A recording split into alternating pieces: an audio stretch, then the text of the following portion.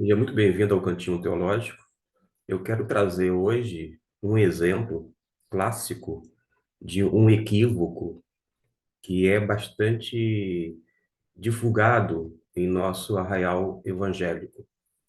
Eu me refiro ao fato de que se fala, quer na EBD, de algumas igrejas, em alguns púlpitos, líderes, pastores, os pregadores têm dito que Elias subiu aos céus num, numa carruagem de fogo. Existem músicas que falam sobre esse translado como se fosse também nesse carro de fogo, quando, na verdade, as pessoas passam esta informação truncada, na verdade, equivocada, adiante, como se fosse verdade, quando, na verdade, não é. E a gente precisa salientar a importância de não agir como um mero papagaio, apenas como um repetidor, mas antes verificar o que realmente diz na Bíblia. E o que diz a Bíblia no tocante ao episódio de Elias, Eliseu, e que realmente menciona a carruagem ou carro de fogo no texto. Vejamos o livro de 2 Reis, capítulo 2. No versículo 1, ele já é claro ao dizer a maneira ou de que modo Elias foi levado aos céus. Note que diz assim: sucedeu que, quando o Senhor estava para elevar a Elias num redemoinho, ou seja, num redemoinho ao céu. Fica claro de que Elias foi levado num redemoinho. Por causa de quê? Porque a Bíblia assim diz.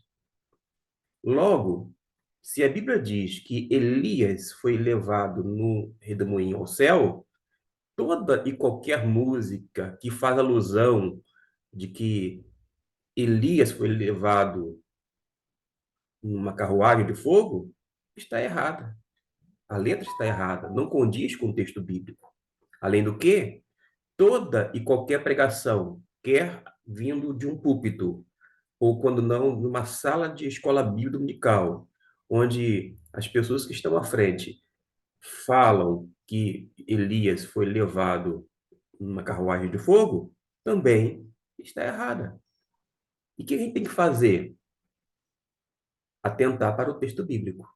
Fazer uma leitura cuidadosa, conhecer o que o texto diz a respeito do evento e a gente vai ficar desta maneira, com o que é correto, com aquilo que a Bíblia realmente diz, e não com aquilo que a gente ouve dizer e vai passando, né, para frente como se fosse uma verdade.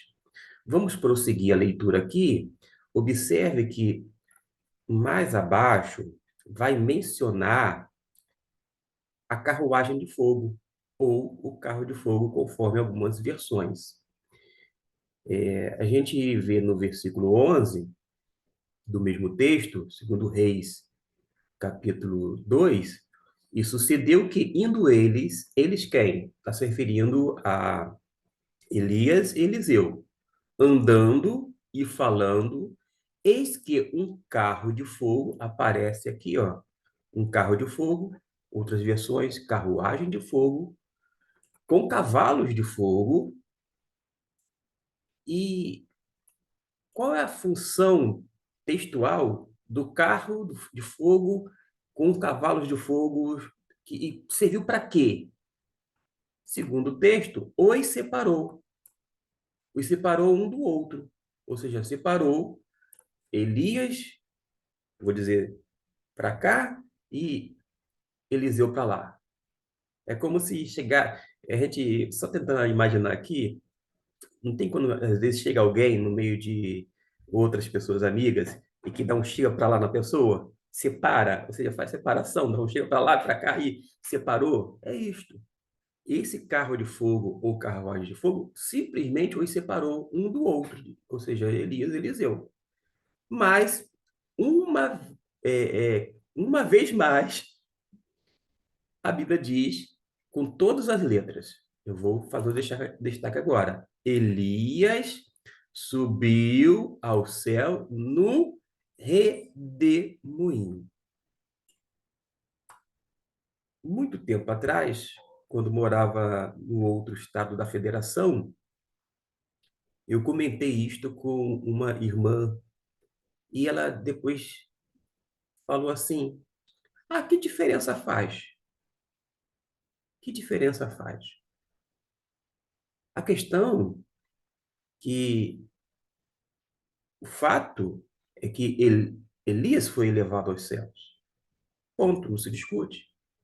Agora, o meio que ele foi conduzido diz categoricamente duas vezes que foi no redemoinho. Mas quando a irmã fez a pergunta, que diferença faz? Ela estava ainda propensa a continuar falando, mesmo sabedora da verdade escriturística, de que Elias foi levado numa carruagem de fogo. Existem pessoas no nosso meio que, mesmo que a Bíblia diz uma coisa, ela insiste em continuar no erro. Já outras pessoas falam algo com toda convicção e quando percebem à luz da Bíblia que aquele discurso, aquela fala dele, aquela crença, aquele pensamento, aquela ideia está equivocada, o que ela faz?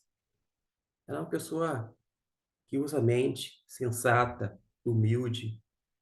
Ela se curva à verdade escriturística e ela deixa aquela compreensão até então inadequada de lado e passa a seguir o que realmente a Bíblia diz.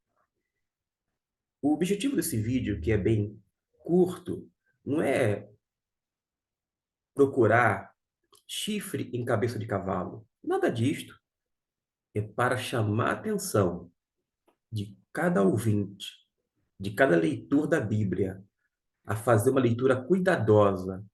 E tudo, mas tudo mesmo que nós ouvirmos e que não faz sentido, não está batendo com as escrituras sagradas, que a gente possa voltar-se uma vez mais à palavra de Deus, conferir e ver com os olhos que um dia a terra há de comer, se é aquilo mesmo. Porque existem algumas coisas que não faz sentido, não bate. Quando eu estou na igreja ou em qualquer outro ambiente de cunho religioso, quando é dito algo que não está alinhado com o pensamento bíblico, eu fico com aquela chamada expressão, uma pulga atrás da orelha.